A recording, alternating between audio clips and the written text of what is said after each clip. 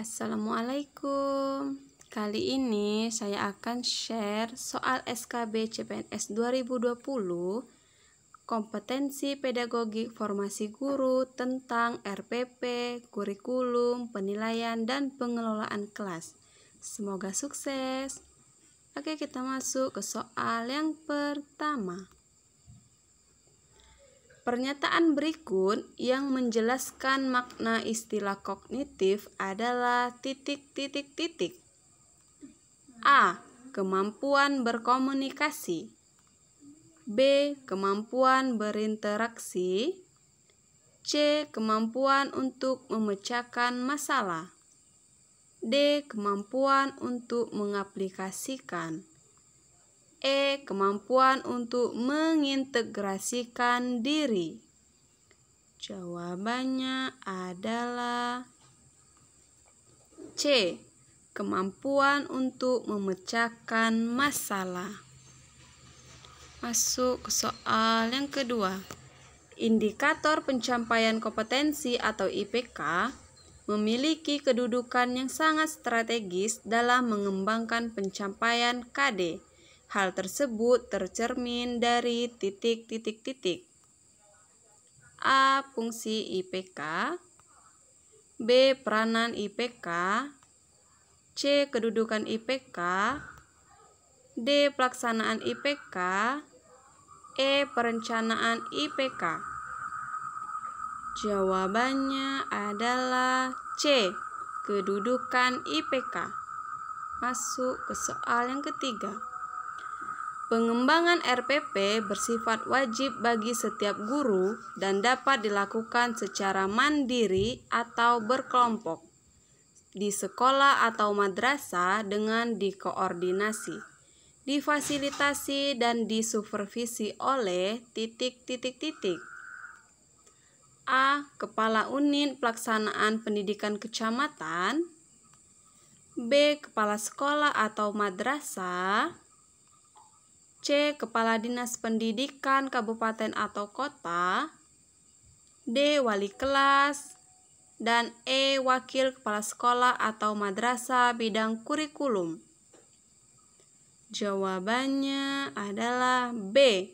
Kepala Sekolah atau Madrasah. Masuk ke soal nomor 4. Guru ketika membentuk kelompok, diskusi anggotanya dengan memperhatikan jumlah laki-laki dan perempuan dalam kelas tersebut karena agar kelompoknya heterogen. Hal ini berarti guru tersebut memperhatikan karakteristik umum peserta didik adalah A. Gender. B. Usia. C. Kultural. D. Minat. E. Etnik. Jawabannya adalah A. Gender. Soal yang kelima.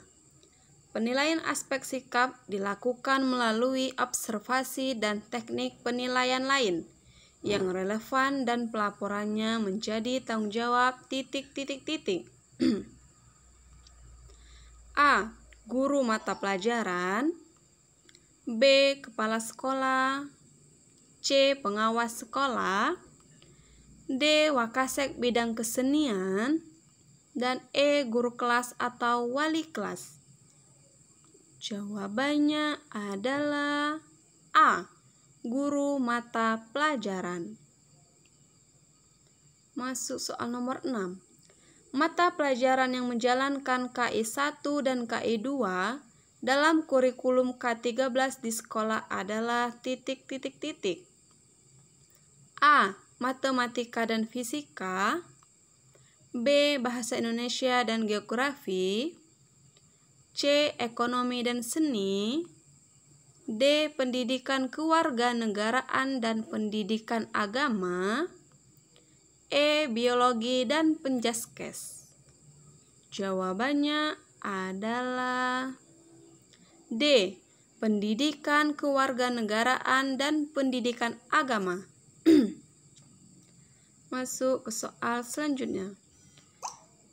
Pendekatan yang memandang bahwa bahwa siswa membangun pengetahuan melalui proses interaksi sosial yang diimplementasikan dalam pembelajaran menjadi pembelajaran yang aktif dan menyenangkan adalah titik-titik-titik. A. Konstruktivisme, B. Inquiry learning, C. Cooperative learning, D. Problem based learning, E. Learning observation. Jawabannya adalah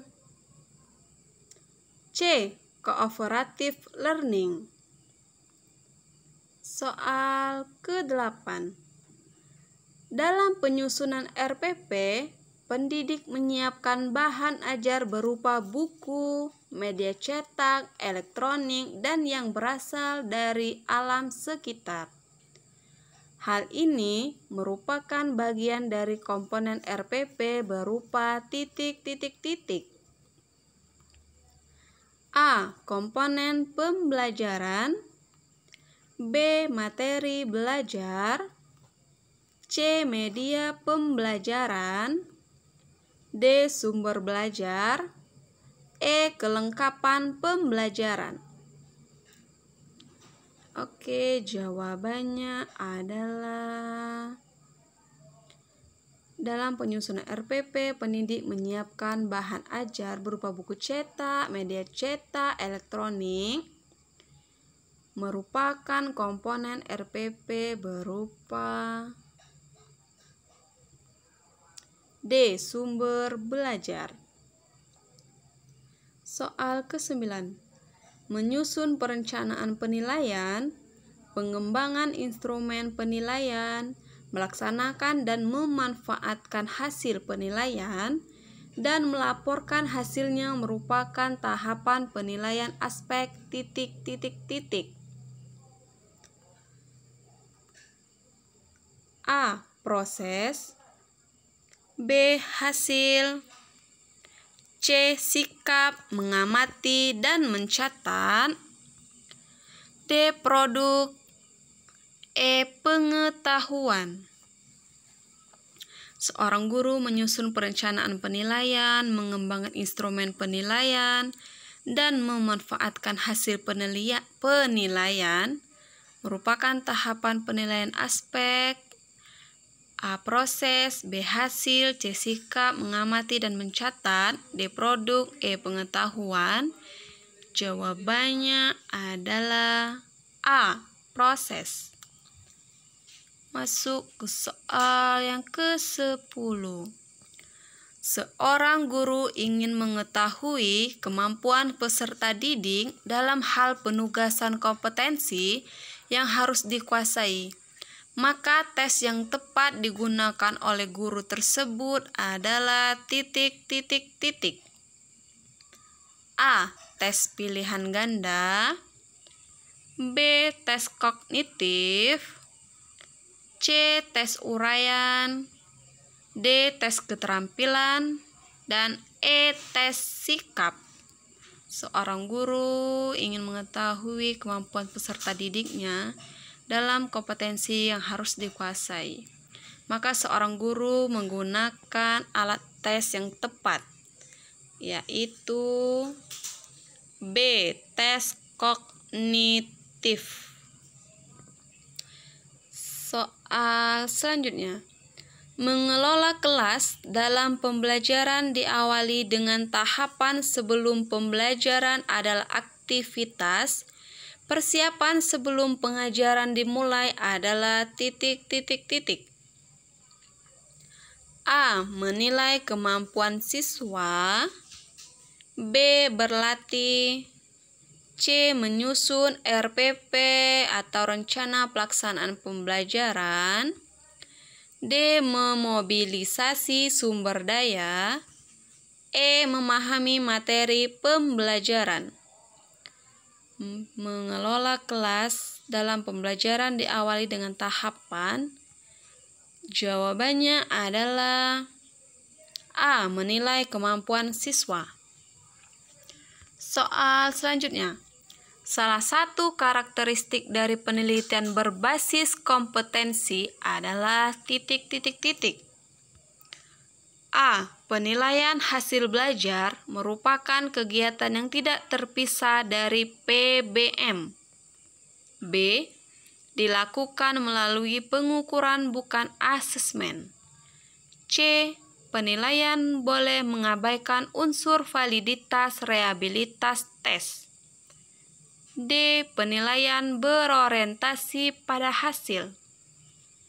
E. Penilaian dilakukan berdasarkan ketentuan sekolah. Salah satu karakteristik penelitian berbasis kompetensi. Jawabannya adalah D. Penilaian berorientasi pada hasil. Soal yang ke-13. Setelah identifikasi kemampuan awal peserta didik, dilakukan langkah pengembangan potensi peserta didik selanjutnya adalah titik-titik-titik. A. Menyusun langkah-langkah pembelajaran. B. Mengadakan sarana dan prasarana. C. Menetapkan tujuan. D. Menentukan kecakupan dan ketercakupan materi. E. Memilih metode yang sesuai. Jawabannya adalah E. Memilih metode yang sesuai dengan potensi peserta didik. Nomor 14. Selain menunjukkan hasil yang diharapkan dan menggunakan kata kerja operasional, indikator pencapaian kompetensi dirumuskan dengan prinsip titik-titik-titik. A. Indikator memuat proses dan hasil belajar. B. Indikator memuat perilaku keterampilan yang dapat diukur. C. 1 indikator memuat sikap seluruh siswa. D. 1 indikator memuat satu perilaku. E. Indikator memuat perilaku umum yang terlihat. Jawabannya menunjukkan hasil yang diharapkan menggunakan kata kerja operasional, yaitu A. Indikator memuat proses dan hasil belajar. Soal yang terakhir. Soal tes dikatakan memiliki daya beda yang baik jika titik-titik-titik. A. Dapat memahami bahasa soal yang berbeda. B. Memiliki tingkat kesulitan rendah, sedang, dan tinggi yang berbeda. C. Dapat mengidentifikasi perbedaan peserta didik dengan kemampuan rendah dan tinggi. D. Peserta didik dengan kemampuan rendah dapat mengerjakan soal dengan cara yang berbeda. E. Dapat pengecoh peserta didik dengan kemampuan tinggi dengan cara yang berbeda.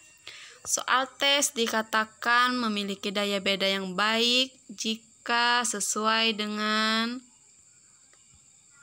C. Dapat mengidentifikasi perbedaan peserta didik dengan kemampuan rendah dan tinggi. Oke, itulah tadi 11 soal tentang pedagogik. Semoga membantu teman-teman yang akan mengikuti tes atau ujian SKB. Jangan lupa like, comment, share, dan subscribe ya. Terima kasih.